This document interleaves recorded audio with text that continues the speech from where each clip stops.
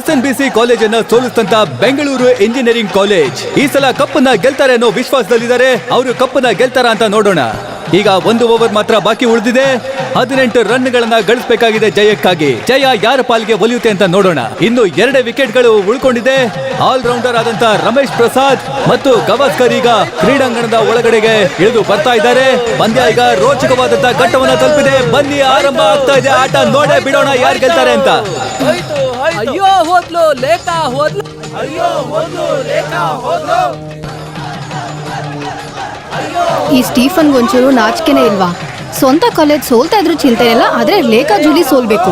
1 over ಮುಗ್ದಿದೆ. ಈಗ ಕೇವಲ 1 ಓವರ್ ಮಾತ್ರ ಬಾಕಿ ಇದೆ. ಕೊನೆ ಓವರ್ ಅನ್ನ ಬೌಲ್ ಮಾಡೋದಕ್ಕೆ ಬೆಂಗಳೂರು ಇಂಜಿನಿಯರಿಂಗ್ ಕಾಲೇಜಿನ ಬೌಲರ್ ಆದಂತ ಶ್ಯಾಮ್ ಪ್ರಸಾದ್ ಬಂದಿದ್ದಾರೆ. ಪ್ರಿನ್ಸಿಪಲ್ ಆಗಿ ಈ ಕಾಲೇಜ್ ಗ್ರೌಂಡ್ ಅಲ್ಲಿ ಎಲ್ಲೆಲ್ಲಿಂದನೋ ಬಂದಿರೋ ಈ ಕೇರಳದ ತಂಡಗಳ ಹತ್ರ ನಮ್ಮ ಹುಡುಗರು ಸೋಲೋದನ್ನ ನೋಡೋ ಅಂತ ಶಕ್ತಿ ನನಗಿಲ್ಲ. ನೀವೇ ಹಿಂಗ್ ಅನ್ಬಿಟ್ರೆ ಹೆಂಗೆ? ಇನ್ನ 1 ಓವರ್ ಇದೆಯಲ್ಲ. ನಮ್ ಟೀಮ್ ಮೇಲೆ ನನ್ಗಿರೋ ನಂಬಿಕೆ ನಿಮ್ಗೆ ಇಲ್ಲ ಅಂದ್ರೆ ಹೆಂಗೆ? ಹಿಂಗಾದ್ರೆ ಇಲ್ಲ ಕಣೋ, ಇಲ್ಲ. ಆ ಎಲ್ಲ ನಂಬಿಕೆನೂ ಹೊರಟೋಗಿದೆ. ಎಲ್ಲದಕ್ಕೆ ಏನಾದ್ರೂ ಚಾನ್ಸ್ ಇದೆಯಾ ಜೂಲಿ? ಸ್ವಲ್ಪನೂ ಚಾನ್ಸ್ ಇಲ್ಲ. ನಾವ್ ಹೊಟ್ಬಿಡೋಣ. ಎಲ್ಲಿ ಹೋಗೋದು? ಎಲ್ಲಿ ಹೋದ್ರು ಬರೀ ಅವರೇ ಇದ್ದಾರೆ. ಮರ್ಯಾದೆನೇ ಹೋಯ್ತು. ಜೂಲಿ ಸ್ಟೀಫನ್ ಹತ್ರ 16,000 ಕಟ್ಟಿದ್ರು ಪರವಾಗಿಲ್ಲ, ಯಾಕಂದ್ರೆ ಇವ್ರಪ್ಪ ಫಾರಿನ್ ಅಲ್ಲಿ ಇರೋದ್ರಿಂದ. ಆದ್ರೆ ಲೇಖಾ ಶ್ರೀಧರ್ ಹತ್ರ ಗುಂಡು ಹೊಡ್ಸ್ಕೊತೀನಿ ಅಂತ ಹೇಳಿರೋದು ನನ್ಗದೇ ತುಂಬಾ ಭಯ ಆಗ್ತಾ ಇದೆ. ಗುಂಡು ಹೊಡ್ಸ್ಕೊಳಕ್ಕೆ ರೆಡಿ ಆಗಿರು. ಅಲ್ಲಿ ನೋಡು, ಶ್ರೀಧರು ರೇಸರ್ ಹಿಡ್ಕೊಂಡು ಕಾಯ್ತಿದ್ದಾನೆ. ನಮ್ಮ ಕಾಲೇಜ್ ಯೂನಿಯನ್ ಚೇರ್ಮನ್ ತಲೆ ಗುಂಡುಡಿಯೋದೇ ಒಂದು ಮಜಾ ಕಣ. 4 ವಿಕೆಟ್ ಗಳನ್ನ ತೆಗೆದುಕೊಂಡಂತ ಶ್ಯಾಮ್ ಸುಂದರ್ ಅವರು ಈಗ ಬೌಲಿಂಗ್ ಮಾಡ್ತಾ ಇದ್ದಾರೆ.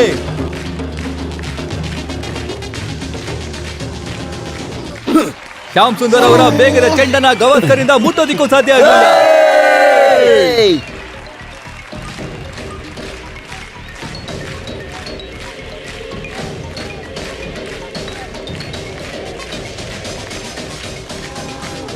ಕೊನೆಯ ಓವರ್ನ 2 ಚೆಂಡುಗಳನ್ನ ವೇಸ್ಟ್ ಮಾಡಿದ್ದಾರೆ. ಇನ್ನು ಕೇವಲ 4 ಚೆಂಡಿನಲ್ಲಿ 18 ರನ್ಗಳನ್ನ ಗಳಿಸಬೇಕಾಗಿದೆ.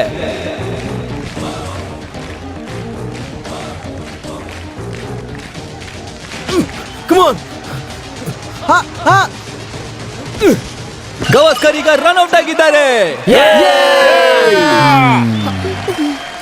ಹೊಡೆದ್ಬಿಟ್ನಾ? ಇಲ್ಲ, ಇನ್ನೊಂದು ವಿಕೆಟ್ ಹೋಯ್ತು.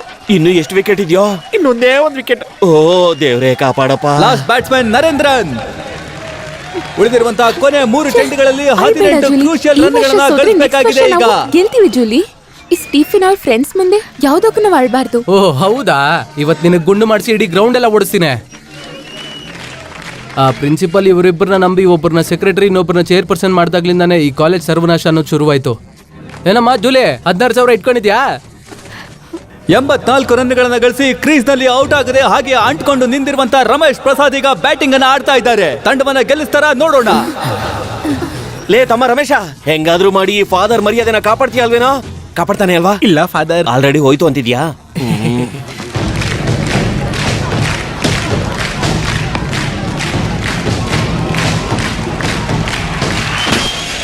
ರಮೇಶ್ ಪ್ರಸಾದ್ ಅವರು ಹೊಡೆದಂತ ಚೆಂಡು ಆಕಾಶದಲ್ಲಿ ತೇಲಿ ಹೋಗ್ತಾ ಇದೆ. ಇದು ಕ್ಯಾಚ್ ಆಗುವಂತ ಸಾಧ್ಯತೆ ಇದೆ. ಕ್ಯಾಚ್ ನ ಹಿಡಿತಾರ? ಕೆಳಗಡೆ ಒಬ್ರು ಆಟಗಾರ ಬಿದ್ದು ಹೋಗಿದ್ದಾರೆ. ಇನ್ನೊಬ್ಬ ಆಟಗಾರನ ಕೈಗೆ ಬಾಲ್ ತಗೊಳ್ತಿದೆ. ಹಿಡಿತಾರ? ಇಲ್ಲ, ಹಿಡಿಲಿಲ್ಲ. ಕ್ಯಾಚ್ ಹಿಡಿಲಿಲ್ಲ. 6 ಇದು.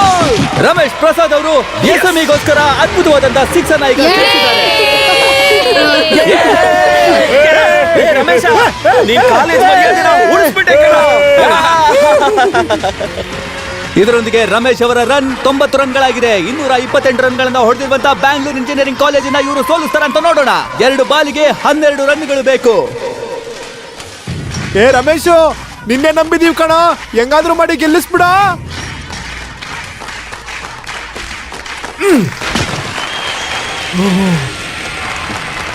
ಮತ್ತೊಂದು 6 ಸಿಕ್ಕಿದ್ದಾರೆ ರಮೇಶ್.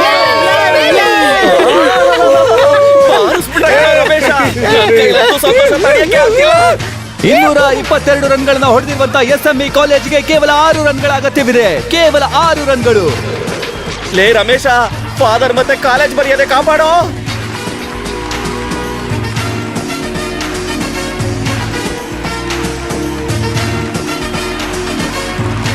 ನಿರ್ಣಾಯಕವಾದಂತಹ ಈ ಚೆಂಡಿನ ಮೇಲೆ ಎಲ್ಲರ ಕಣ್ಣುಗಳು ರಮೇಶ್ ಪ್ರಸಾದ್ ನ ಮೇಲಿದೆ.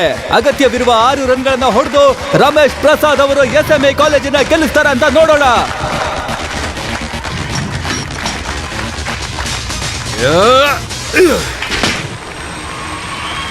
ಬಂತು ನೋಡಿ ಮತ್ತೊಂದು ಸಿಕ್ಸರ್.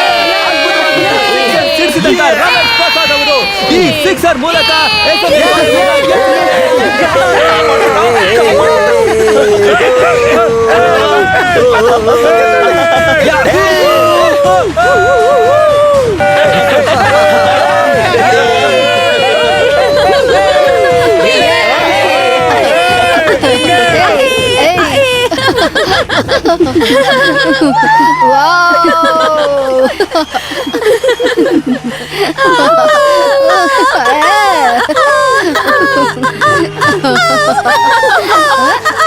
ಇದಕ್ಕಿನ ಸಾಯೋದೇ ವಾಸ ಕನಿಷ್ಠ.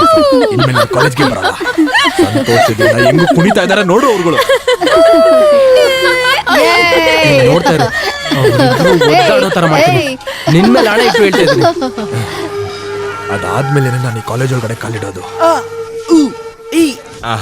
ಗ್ರೌಂಡ್ ಬಂದು ಆಡು ಅಂತಂದ್ರೆ ಇಲ್ಲಿ ಬಂದು ಆಟ ಆಡ್ತಾವನೆ. ಕಿಂಡಲ್ ಮಾಡ್ಬೇಡ ಮಗ. ನಾನ್ ಗ್ರೌಂಡಿಗೆ ಬರ್ಲಿಲ್ಲ ಅಂದ್ರೆ ನಿನ್ ಗೆಲ್ತಿ ಅಂತ ಗೊತ್ತು. ಇನ್ಮೇಲೆ ನಿನ್ ಗರ್ಲ್ ಫ್ರೆಂಡ್ ಜೊತೆ ಸಕ್ಕ ತಿರುಗ್ತೀಯ ಅಲ್ವಾ ನೀನು? ಅಯ್ಯೋ ನನ್ ಮಗನೇ. ಇವತ್ ನಡೆದಿರೋ ಮ್ಯಾಚ್ ಅಲ್ಲಿ ರಮೇಶ್ ನ ಸೆಲೆಕ್ಟ್ ಮಾಡಿದ್ ಒಳ್ಳೇದೇ ಆಯ್ತು. ಮತ್ತಿನೇನು ಗೆಲ್ಲಿಸ್ಬಿಟ್ಟ ರಮೇಶ, ಉಳಿಸ್ಬಿಟ್ಟ ಮರ್ಯಾದೆನ ರಮೇಶ, ನಮ್ಮ ರಮೇಶ. ಲೇ ರಮೇಶ, ನೀನು ಈ ಫಾದರ್ ಮರ್ಯಾದೆನ ಉಳಿಸ್ಬಿಟ್ಟೆ ಕಣ. ನನ್ ಮರ್ಯಾದೆ ಮಾತ್ರ ಅಲ್ಲ, ಇಡೀ ಕಾಲೇಜ್ ಮರ್ಯಾದೆನ ನೀನು ಕಾಪಾಡ್ಬಿಟ್ಟೆ ಕಣ. ಹೌದೌದು, ಮ್ಯಾಚ್ ಅಲ್ಲಿ ಎಲ್ಲಿ ಸೋತೋಗ್ಬಿಡ್ತೀವೋ ಅಂತ 2-3 ಸಲ ಓಡೋಗಕ್ ಪ್ರಯತ್ನ ಪಟ್ಬಿಟ್ರು. ಅದೇನೋ ನಿಜಾನೇ, ಆದ್ರೆ ಈ ತರ ಗೆಲುವು ಸಿಗುತ್ತೆ ಅಂತ ನಾನು ಅನ್ಕೊಂಡೇ ಇರ್ಲಿಲ್ಲ. ಎಲ್ಲಾ ದೇವರ ಆಶೀರ್ವಾದ ಅಷ್ಟೇನೆ. ನೀನ್ ನೋಡ್ತಾ ಇರೋ ಗೋಲ್ಡನ್ ಜೂಬಿಲಿ ಫಂಕ್ಷನ್ಗೆ ಮುಖ್ಯಮಂತ್ರಿಗಳು ಬರ್ತಾರಲ್ವಾ, ಅವ್ರ ಕೈಯಿಂದಾನೆ ನಿನಗೆ ಒಂದು ಸ್ಪೆಷಲ್ ಸನ್ಮಾನ ಮಾಡಿಸ್ತೀವಿ. ನೋಡ್ತಾ ಇರೋ ಕ್ಯಾಶ್ ಪ್ರೈಸಾ?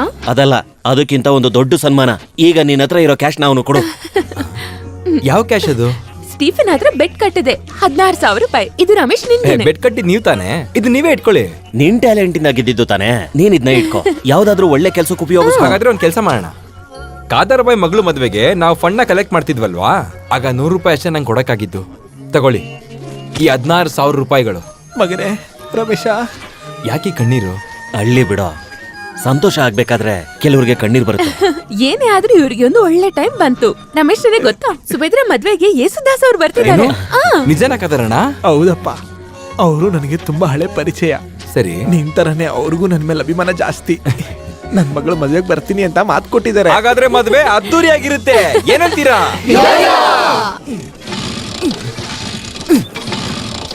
ಅಲ್ಲಿ ನೋಡ್ರಿ, ರಮೇಶ್ಗಿಂತ ಸ್ಕೂಟರ್ಗೆ ವಯಸ್ಸು ಜಾಸ್ತಿ ಆದಂಗಿದೆ. ಓಲ್ಡ್ ಇಸ್ ಗುಡ್ ಅಲ್ವಾ ರಮೇಶ? ಸ್ವಲ್ಪ ಸುಮ್ಮನೆ ಇರಕ್ಕೆ ಏನ್ ತಗೊಂತೀರಾ? ಅಯ್ಯೋ, ಈ ಹಳೆ ಗಾಡಿ ಮಾರ್ಬಿಟ್ಟು ಹೊಸ ಗಾಡಿ ತಗೋಬೇಕಲ್ವಾ ರಮೇಶ್? ಅದಕ್ಕೆ ಇಂಜಿನ್ ಬೇಕಲ್ವಾ? ಇಂಜಿನ್ ಜೊತೆ ತಾನೇ ಗಾಡಿ ಕೊಡ್ತಾರೆ. ನೋಡ್, ನೀನ್ ತಮಾಷೆ ಮಾಡ್ಬೇಡ. ತಗೊಳಕ್ಕೆ ದುಡ್ಡಿಲ್ಲ ಅಂತ ನಾನು ಹೇಳಿದ್ದು. ಆಹಾ, ಇಷ್ಟ್ ಕಷ್ಟದಲ್ಲಿ ನೀನಿರುವಾಗ 16,000 ರೂಪಾಯಿನ ನೀನ್ ಡೊನೇಟ್ ಮಾಡಿದ್ದೆ ಅಲ್ವಾ? ಅದು ಬೆಡ್ ಕಟ್ಟಿದ್ ಕಾಸಲ್ವಾ? ಸ್ವಂತವಾಗಿ ದುಡ್ದಿದ್ರೆ ಎಲ್ಲ ತಗೊಂಡಿದ್ದೆ. ಅದೇ ಅಲ್ವಾ ನ್ಯಾಯ? ಅಯ್ಯೋ, ಹೋಗಿ ಸ್ಟಾರ್ಟ್ ಮಾಡ್ಲಾ? ಆಹಾ, ಬೇಕಿದ್ರೆ ಹತ್ಕೋ, ನಾನ್ ಬಿಡ್ತೀನಿ. ಚೆನ್ನಾಗಿ ಹೇಳ್ದೆ. ಅವಾಗ ತಾನೇ ಫಾದರ್ ನನ್ ಕಾಲರ್ ಹಿಡ್ಕೊಂಡು ಕೆಳಕಾಗಿದ್ದು. ಏನೋ ರಮೇಶ, ಇವತ್ ಬಶೀರ ಪಾರ್ಟಿ ಕೊಡಿಸ್ತಾನಂತೆ. ನಾವೆಲ್ಲ ಎಷ್ಟ್ ಗಂಟೆಗೆ ಹೋಗೋದು? ನಾನ್ ಬರಲ್ಲ, ಈಗಾಗ್ಲೇ ಲೇಟ್ ಆಗಿದೆ. ನಾನು ಬಸ್ ಸ್ಟಾಪ್ ಇಂದ ಒಬ್ಬರನ್ನ ಪಿಕ್ ಮಾಡ್ಬೇಕು. ಯಾರು? ಬಾಯ್ ಫ್ರೆಂಡಾ ಗರ್ಲ್ ಫ್ರೆಂಡಾ? Girl friend. ಕೊನೆಗೂ ಸ್ಟಾರ್ಟ್ ಆಯ್ತು. ಬರಲ್ಲ? ಟಾಟಾ ಟಾಟಾ.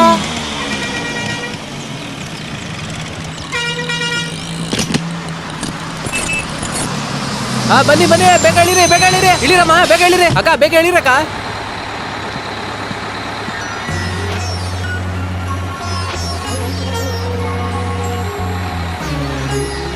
ಯಾಕಮ್ಮ ಲೇಟ್ ಆಯ್ತು? ಲೇಟಾ? ಬಂದೆ ತುಂಬಾ ಹೊತ್ತಾಯ್ತಾ? ಇವಾಗ ತಾನೇ ಬಂದೆ ನಾನು.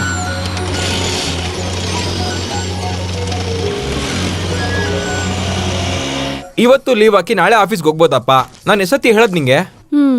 ಇವತ್ ನಾನ್ ಜಾಯಿನ್ ಆಗಿಲ್ಲ ಅಂದ್ರೆ ಆ ಮೆಮೊ ನನಗ್ ಸಿಗ್ತಾ ಇರ್ಲಿಲ್ಲ. ಕ್ರಿಕೆಟ್ ಮ್ಯಾಚ್ ಅಲ್ಲಿ ಅಮ್ಮ ನನ್ನ ಪರ್ಫಾರ್ಮೆನ್ಸ್ ನೋಡೋದಿಕ್ಕೆ ನೀನ್ ಅಲ್ಲಿ ಇರ್ಬೇಕಿತ್ತಮ್ಮ. ನಾನ್ ನೋಡಿದ್ನಲ್ಲ. ನೋಡಿದ್ರಾ? ಎಲ್ಲಿ? ನೋಡು, ಹೀಗೆ ನಾನು ನಿಧಾನ ಕಣ್ ಮುಚ್ಕೊಂಡು ಸ್ಟೇಡಿಯಂನ ಮನ್ಸಲ್ಲೇ ನೆನ್ಸ್ಕೊಂಡೆ. ಅವಾಗ ನಾನ್ ನೋಡ್ದೆ, ನನ್ ಮಗ ಬ್ಯಾಟ್ ಹಿಡ್ಕೊಂಡು ಸಿಕ್ಸರ್ ಮೇಲೆ ಸಿಕ್ಸರ್ ಹೊಡಿತಿದ್ದ. ಸುಳ್ಳು ಹೇಳ್ಬೇಡಮ್ಮ ನೀನು. ಸತ್ಯನೇ ಹೇಳ್ತಿದ್ದೀನಿ. ಹಾಗಾದ್ರೆ ನಾನು ನಿನ್ನ ನೋಡ್ದೆ. ಏಯ್, ಎಲ್ಲಿ? ಗವಾಸ್ಕರ್ ಬಶೀರ್ ರನ್ ಔಟ್ ಆದಾಗ ನನ್ ಮನ್ಸಿಗೆ ಒಂದ್ ಅನ್ನಿಸ್ತು. ಅವಾಗ ಕಣ್ ಮುಚ್ಕೊಂಡು ನಾನು ನಿನ್ನ ನೆನ್ಸ್ಕೊಂಡೆ. ಕಣ್ ಬಿಟ್ಟಾಗ ಅಮ್ಮ ನಿನ್ ಮುಂದೆನೆ ನಿಂತಿದ್ದೆ. ಆಮೇಲೆ ಎರಡೂ ಕೈನ ಗಟ್ಟಿ ಹಿಡ್ಕೊಂಡು ತಿರ್ಗಿ ಬೀಸ್ತೆ ನೋಡು.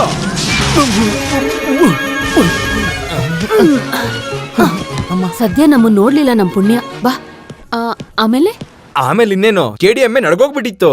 ಮುಖ್ಯಮಂತ್ರಿನೇ ಬಂದು ನನಗೆ ಪ್ರೈಸ್ ಕೊಡ್ತಾರೆ ಮತ್ತೆ ಬೆಡ್ ಕಟ್ಟಿದ್ದವ್ರಿಗೆ 16,000 ರೂಪಾಯಿ ಸಿಕ್ತು. 16,000? ಆ 16,000 ಏನ್ ಮಾಡಿದೆ ಅದು ನೀನು? ನಮ್ ಕಾದರ್ಬಾಯಿ ಮಗಳು ಮದ್ವೆಗೆ ಅಂತ ಕೊಟ್ಬಿಟ್ಟೆ. ಅದು ಒಳ್ಳೆ ವಿಷಯನೇ. ಪಾಪ ಅವ್ರಿಗೆ 4 ಜನ ಹೆಣ್ಮಕ್ಳು. ನಮ್ಗೇನಾದ್ರೂ ಸಮಸ್ಯೆ ಆದ್ರೆ ನಾವು ಹೋಗಿ ಹೇಳ್ಕೊಳಕ್ಕೆ ನಮ್ಗೆ ಅಂತ ಇರೋದು ಅದೊಂದೇ ಕುಟುಂಬ. ಏನ್ ಮಾಡೋದು ಅಂತ ತುಂಬಾ ಟೆನ್ಷನ್ ಆಗಿತ್ತು ನನ್ಗೆ. ಒಳ್ಳೇದೇ ಮಾಡ್ದೆ, ಅದು ಪುಣ್ಯದ ಕೆಲ್ಸನೇ. ಬಾ. ಈ ಕಾದರ್ಬಾಯಿ ಮಗಳು ಮದ್ವೆಗೆ ಅಮ್ಮ ನಿನ್ಗೆ ಇಷ್ಟ ಆಗಿರೋ ಒಬ್ಬ ವ್ಯಕ್ತಿ ಬರ್ತಾ ಇದಾರೆ. ಗಾನ ಗಂಧರ್ವ ಯೇಸುದಾಸ್ ಅವರು. ನಿಜನಾ? ಹಾಗಾದ್ರೆ